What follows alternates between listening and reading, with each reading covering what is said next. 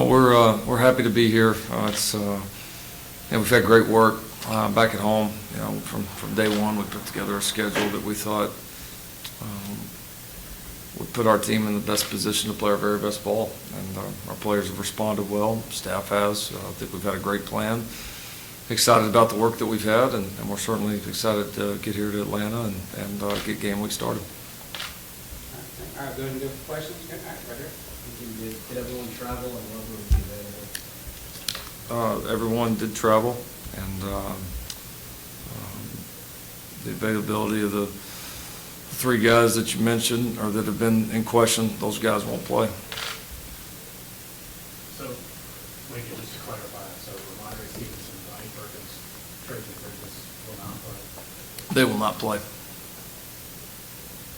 Thank you. Reports last week on that Larry injury, can you kind of let us know what he get today for the season? Yeah, he got hurt in practice. Right now, our expectation is that he would not play, but we'll see how the week goes on.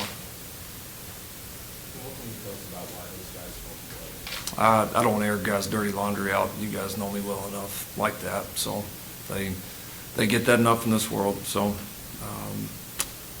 they won't be available to play.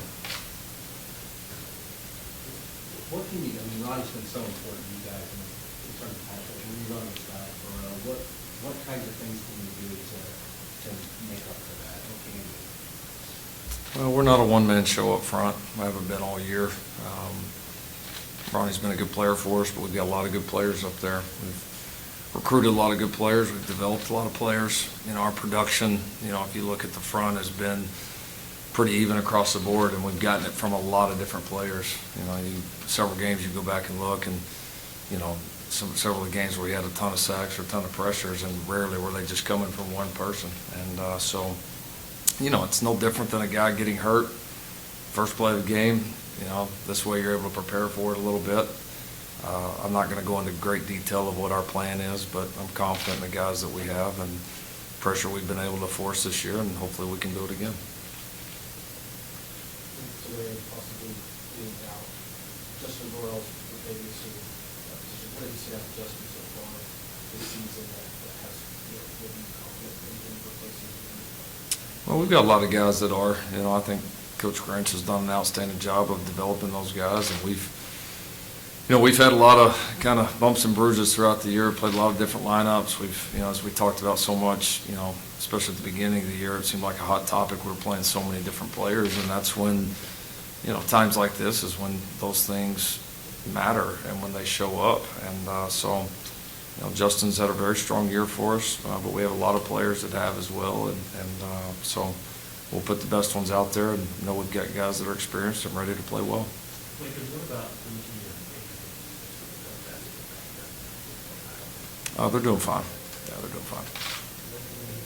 running back, TJ Fletcher, how important is he coming out and Yeah, no, TJ's going to get some opportunities.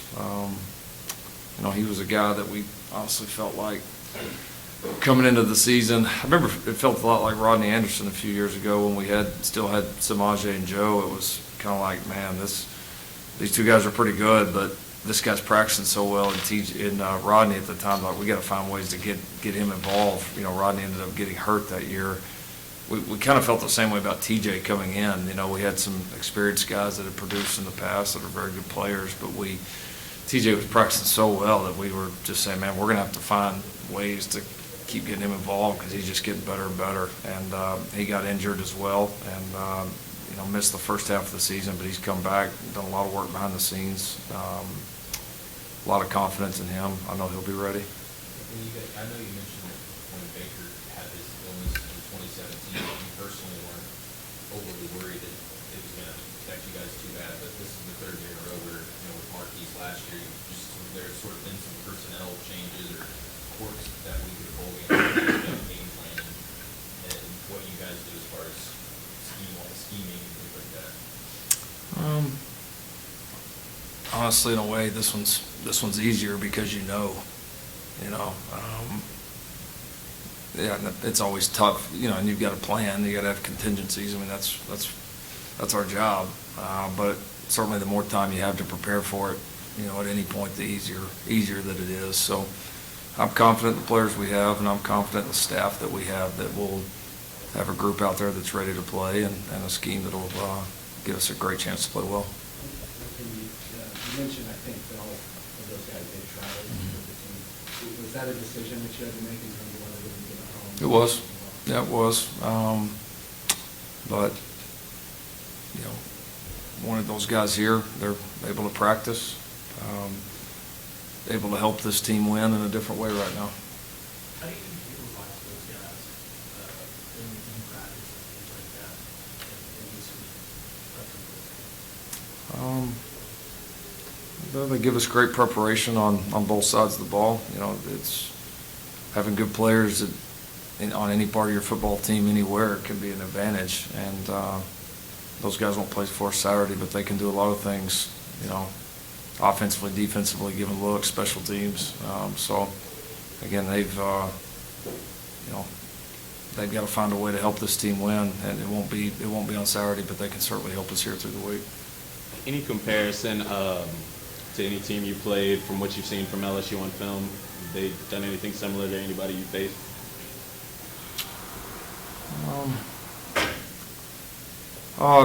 There's comparisons scheme-wise, especially in this league historically. When you look at them offensively, there's a lot of comparisons scheme-wise, but they're unique in their own ways, and it's the combination of the scheme and certainly the players that they have. So we know it's going to be it's going to be two really good football teams going at it. We're both here for a reason. They're here for a reason, and so it's going to be fun. So Flathead and T-Layer has been banged up. How much have you been able to see of the other two guys? Have you been able to get a good read on them? Yeah, we have. It's to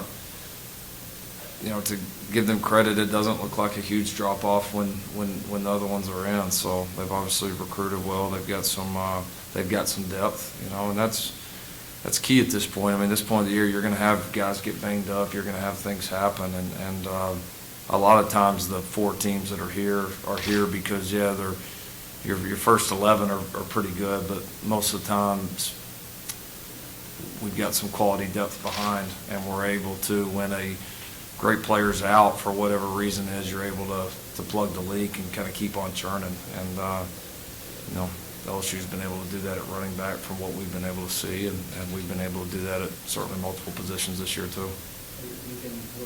Are those the only three guys suspended, or are there other players who can be out as well? No, right now those are the three. You've been here 5 years.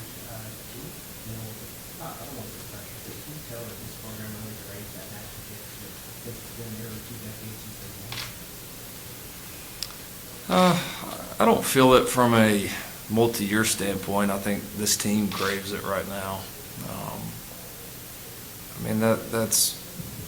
This program has a long-standing history of great expectations, and that is, I think you feel that all the time, every year, no matter where you're at here, and it's a great thing because I think it helps push us to continue to play at the level that we have. But as far as expectations for that and feeling it, no, I think it's just you're showing the moment with this team and these coaches and these players, and it's because right now that's what's gonna help you win it. And so certainly you want to do it for the program and for all the people that are involved or have been involved. But we're the only ones that can do it right now. I think Ed said something that you told him about that counterplay when you guys talked at one of the NFL drafts, was that you told him that he had to commit to working on it. What else do you remember telling about the counterplay, and did you ever find yourself saying, I've got to commit to this play more in practice? Yeah, I vaguely remember the conversation. Yeah, we had a good talk. I remember talking about the play a little bit. Nothing too in depth. But yeah, I think it's been one of those plays for us that, and a lot of plays are like this. A lot of times you're going to get out of plays what you put into them, and if you're going to be good at something consistently, you've got to, be able to put the work into it. And that's been one of the things that we've chosen to do, and it's been a good play for us. All right, time for two more before we bring up the players. We saw Alex Rhodes in New York for the Heisman ceremony. And we've heard Alex and Jalen talk about their relationship with each other. Is that unusual for a quarterback and defensive coordinator to have that kind of relationship? And how have you seen that sort of come together going into that little months? I wouldn't say it's unusual. I think our, I know, Baker and Mike had a really good relationship. Now you get that develops through the year with your defensive coaches. You may not be in the meeting room with them all the time, but you're going against those guys all the time throughout the year, and the competitive side of it. Then I think too, obviously coordinator is going to be one of the bigger leaders on your team, and your quarterback's always going to be one of the bigger leaders on your team. So there is some shared bond there, and so no, it was fun. It was good to have Alex and Becky there. Something they hadn't been able to experience, so it was fun to be able to enjoy that with them, and yeah, that's about it. I know you weren't, That's all right, these two. I know you weren't the head coach at the time, but Jacob Phillips is a guy at LSU that switched late from Oklahoma to LSU. Did you guys, was that an impact you guys as a program, and to what have you seen from him at LSU on tape that shows out that he's really good player? Yeah, no, I don't. I wasn't head coach at the time. I remember when it happened, but didn't know him very well. Yeah, no, he's been a good player for him, no question. Been productive. Made a lot of plays for him, so it certainly looks like he's done a good job, and obviously it's turned out well for them, and we're pretty happy with the guy playing inside linebacker for us too. Last question, Randy. Is this the only game that those three will be suspended? They're suspended right now. That's where I'm leaving it. All right, thank you, Coach. All right.